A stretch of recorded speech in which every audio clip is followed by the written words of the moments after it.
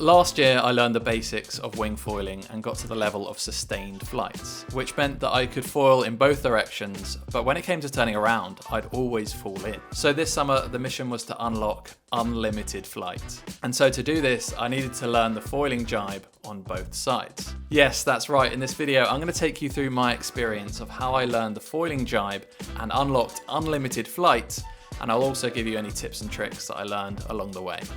Chapter 1, First Attempts. So last season I ended up on a 1500 foil and a 110 litre board. But to ease myself back into it, I started off by using a 1750 and a 115 litre board.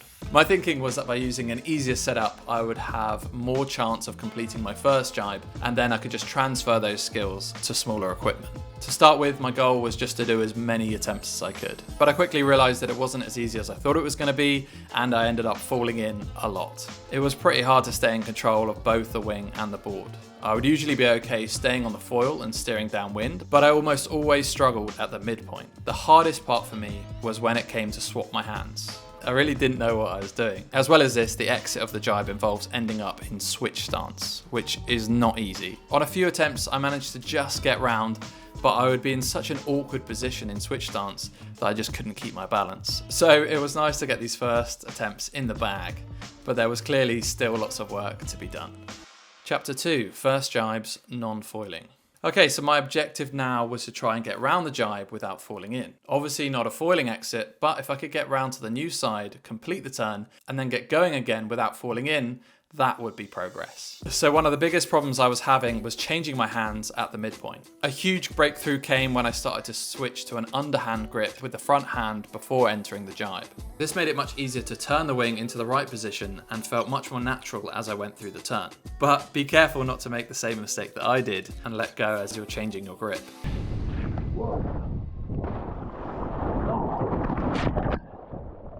Just right over the wing. That was not good. So I kept going and eventually I managed to get round to the new side without falling in and sail off in the new direction. Great success. I was starting to make some decent progress. And so the next challenge was to stay on the foil for longer and try to exit foiling in switch stance. Chapter 3, the first foiling jibe, toe side. So one of the things that I struggled with was staying in control of both the board and the wing as I was changing direction and moving through the turn. An exercise that really helped me solve this was doing big S turns. Trying some of these like S turns.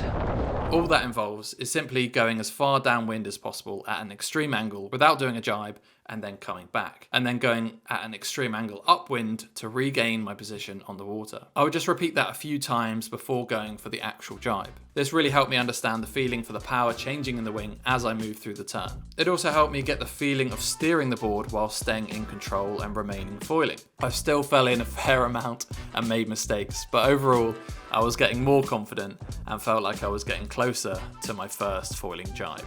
And then eventually,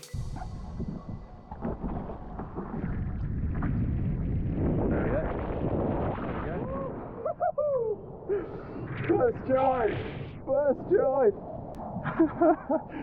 Oh my days! I did it! I got round my first foiling jibe. I was so stoked, but I had never been in this position before, foiling in switch stance. It felt so unnatural, but I really tried to focus and tried to stay on the foil. And to be honest, I just didn't really know what to do next. I hadn't really prepared for this, so I just kept going. All of a sudden, the board started to turn into the wind, and I started going into an involuntary tack. Weirdly, to my surprise, I got round the tack, and I didn't fall in.